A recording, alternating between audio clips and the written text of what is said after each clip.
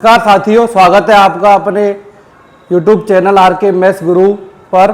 आज हम बहुपद पॉलिनोमियल टॉपिक के बारे में चर्चा करेंगे।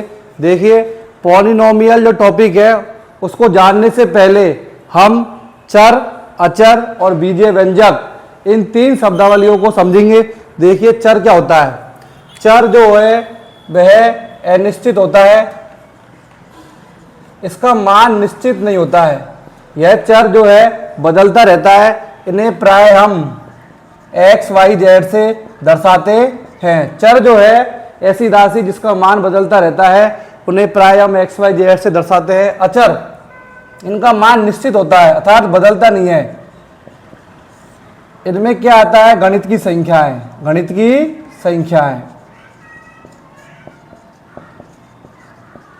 गणित की संख्या है जैसे 1, 2, 3, 10, 50, 100 आदि सभी संख्याएं गणित की अचर के अंतर्गत आती है। चर, इनका मान अनिश्चित होता है अर्थात इनका मान बदलता रहता है। इन्हें प्राय एक्स वाई जेड से दर्शाया जाता है। अचर, इनका मान निश्चित होता है और इनमें गणित की संपूर्ण संख्याएं आती है। 1, 2, 3, 10, 50 आदि सभी संख्याएं जो गणित की है वह सभी संख्याएं अचर के अंतर्गत आती है। अब आता है नेक्स्ट टॉपिक, बीजीय व्यंजक। बीजीय व्यंजक जो है वो चर और अचर, चर और अचर के बीच में गणितीय संक्रियाएं हैं। और हम जानते हैं गणितीय संक्रियाएं प्लस, माइनस, गुणा और भाग होती है। चर और अचर के बीच की गणितीय संक्रियाएं प्लस, माइनस, गुणा और भाग, ये गणितीय संक्रिया होती है। तो चर और अचर आपस में मिलेंगे कैसे? प्लस, माइनस, गुणा और भाग से। तो एक नया पद बनेगा, उसे हम बोलेंगे बीजीय व्यंजक। जैसे x प्लस 3, x और 3 के बीच में प्लस ऐड हुआ, x माइनस 3, x बटे 3 और x गुणा 3। चर और अचर के बीच में प्लस, माइनस, गुणा और भाग गणितीय संक्रिया हुई तो चर और अचर मिलकर बीजीय व्यंजक बनाते हैं। तो चर हो गया, अचर हो गया, बीजीय व्यंजक। अब हम बहुपद को समझेंगे। बहुपद क्या होता है? इसमें चर की जो घात है वो पूर्ण संख्या में होनी चाहिए। किसमें होनी चाहिए? पूर्ण संख्या में।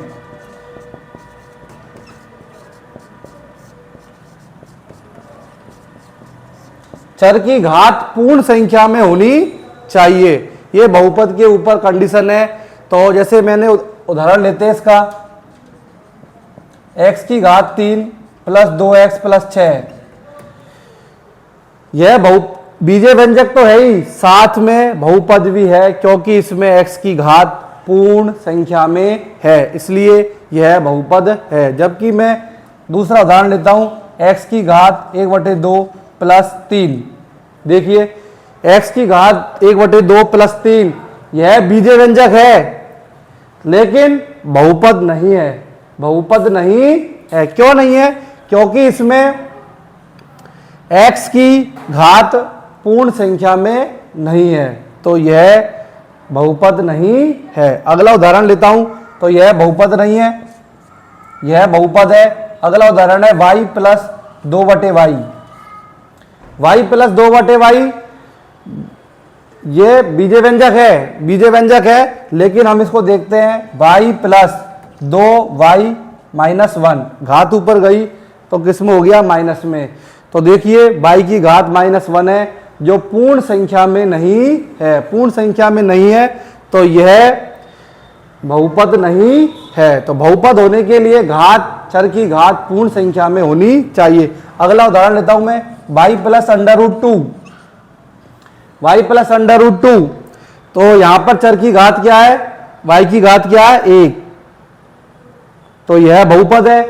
अब √2, ऐसा नहीं है कि √2 आ गया तो यह बहुपद नहीं है, सिर्फ चर की घात देखनी है। किसकी देखनी है साथियों? चर की घात पूर्ण संख्या में होनी चाहिए। तो y प्लस √2 यह बहुपद है। y प्लस 2/y यह बहुपद नहीं है, चर की घात पूर्ण संख्या में होनी चाहिए। तो बहुपद पढ़ने से पहले हमने क्या देखा? चर, अचर, बीजीय व्यंजक, फिर देखा हमने बहुपद। अब हम चलते हैं बहुपद की घात पर। बहुपद की घात क्या होती है?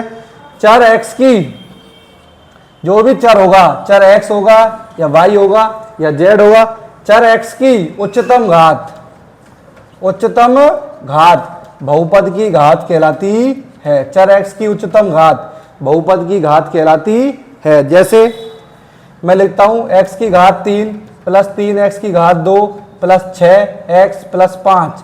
तो इसमें x की घात 3 भी है, 2 भी है, 1 भी है, 0 भी है। तो हम बहुपद की घात क्या बताएंगे? x की उच्चतम घात। x की उच्चतम घात क्या है? इसमें 3। तो बहुपद की घात क्या हो गई? 3। इस बहुपद के सवाल में चर की उच्चतम घात क्या है? 3। अब हम अगला एग्जांपल लेते हैं।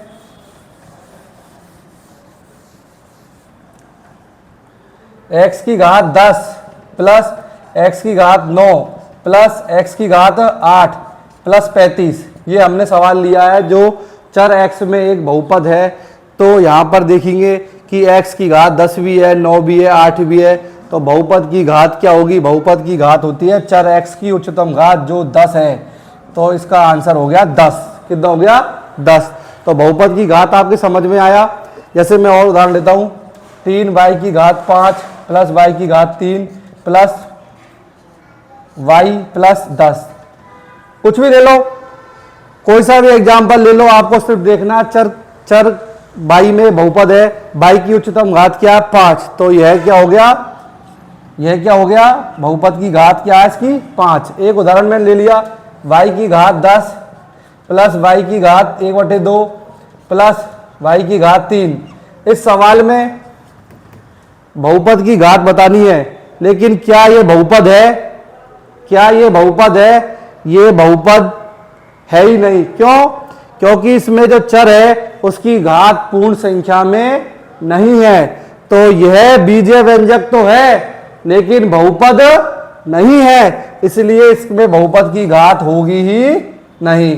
कोई वाला क्यों कह दे साहब इसमें y की घात 10 है, उच्चतम घात 10 है, तो बहुपद की घात 10 होगी। लेकिन एक बार देख लो, बहुपद और बीजीय व्यंजक में यही डिफरेंस है, चर की घात पूर्ण संख्या में होनी चाहिए। तो इस सवाल में चर की घात पूर्ण संख्या में नहीं है, इसलिए यह बहुपद नहीं है। ठीक, अब हम बहुपद से आगे चलते हैं, बहुपद की घात से। अब एक होता है अचर बहुपद, एक होता है अचर बहुपद और एक होता है शून्य बहुपद। इसको आप ध्यान से समझो, ये कंपटीशन परीक्षा में भी आता है। अचर बहुपद क्या होता है? अचर बहुपद और एक होता है शून्य बहुपद। मैं आपको क्लियर समझाता हूं इसके बारे में।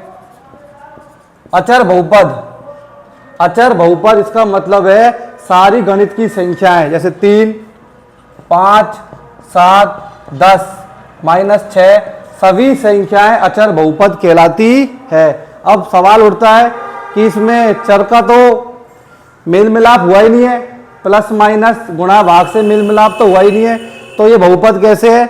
लेकिन ये बहुपद इस प्रकार से है, 3 गुणा इसमें x की घात 0, x की घात 0 का मिलन हुआ है, 3 गुणा x की घात 0, और किसी की घात 0 उसका मतलब होता है 1। क्या होता है? 1। इसलिए 3 गुणा 1 बराबर 3। तो सभी अचर अचर बहुपद कहलाते हैं। दिखने में ऐसा लगता है कि उसमें चर की मेल मिलाप हुआ ही नहीं है, संक्रिया हुई नहीं है, लेकिन x की घात 0 3 से मिली है, और 3 गुणा x की घात 0, x की घात 0 का मतलब होता है 1।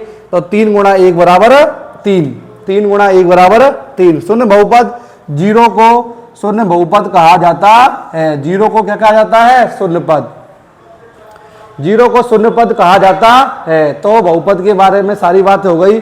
अब एक आती है बहुपद की घात, जो अचर बहुपद की घात क्या होती है? अचर बहुपद की घात 0 होती है। अचर बहुपद की घात क्या होती है? 0। कैसे हुई? x की घात क्या है इसमें? 0। x की घात क्या है इसमें? 0। अचर बहुपद क्या होते हैं? सभी गणित की संख्या अचर बहुपद है, और अचर बहुपद की घात 0 होती है। अब हम शून्य बहुपद की घात देखते हैं। शून्य बहुपद की घात परिभाषित नहीं है, वेरी वेरी इंपॉर्टेंट। शून्य बहुपद की घात परिभाषित नहीं है। परिभाषित क्यों नहीं है इसको मैं आपको समझाता हूं। जैसे ये 0 है, 0 की गुणा हुई है x की घात 35 से, तो 0 को तो किसी से गुणा करने पर 0 हो जाता है। जीरो की गुणा x की घात 14 से हुई है, तो इसका मान भी जीरो हो गया। x की किस घात से गुणा हुआ है ये हमें मालूम ही नहीं है, तो हम जीरो की घात परिभाषित नहीं कर सकते, इसलिए जीरो की घात जो है परिभाषित नहीं है, जबकि अचर बहुपद की घात क्या होती है, जीरो। अब हम देखते हैं बहुपद के प्रकार। बहुपद के प्रकार, बहुपद कितने प्रकार के होते हैं? बहुपद 3 प्रकार के होते हैं मुख्यतः, एक पदी, एक पदी बहुपद, द्विपद जिसमें 2 पद हो, और त्रिपद जिसमें 3 पद हो, मोनोनोमियल, बाइनोमियल और ट्राइनोमियल। एक पद वाले बहुपद एक पदी, 2 पद वाले द्विपद और 3 पद वाले त्रिपद, ये बहुपद के उदाहरण है। जैसे इसमें हमने लिख दिया 3x, इसमें लिख दिया 3x + 5, इसमें लिख दिया 3x की घात 2 + 6x + 7, एक पद, 2 पद और 3 पद। इसी प्रकार घात के आधार पर भी बहुपद 3 प्रकार के होते हैं। घात के आधार पर रैखिक, द्विघात और त्रिघात। रैखिक का मतलब उच्चतम घात बहुपद में x की उच्चतम घात 1 है, द्विघात का मतलब 2 और त्रिघात का मतलब 3। इसका जनरल समीकरण होता है ax + b, इसका होता है ax की घात 2 + bx + c, और इसका होता है ax की घात 3 + bx की घात 2 + cx + d। x की उच्चतम घात 1, x की उच्चतम घात 2 और x की उच्चतम घात 3। घात के आधार पर बहुपद 3 प्रकार के होते हैं, रैखिक, द्विघात, त्रिघात। तो आज की वीडियो में हमने बहुपद के बारे में जानकारी ली है। बहुपद को पढ़ने से पहले चर, अचर, बीजीय व्यंजक को हमें अच्छे समझना होगा, उसके बाद अब बहुपद पर आते हैं, फिर बहुपद की घात। आज की वीडियो करते यहीं पर समाप्त, मिलते हैं नेक्स्ट वीडियो में नेक्स्ट टॉपिक के साथ। तब तक जय हिंद, जय भारत।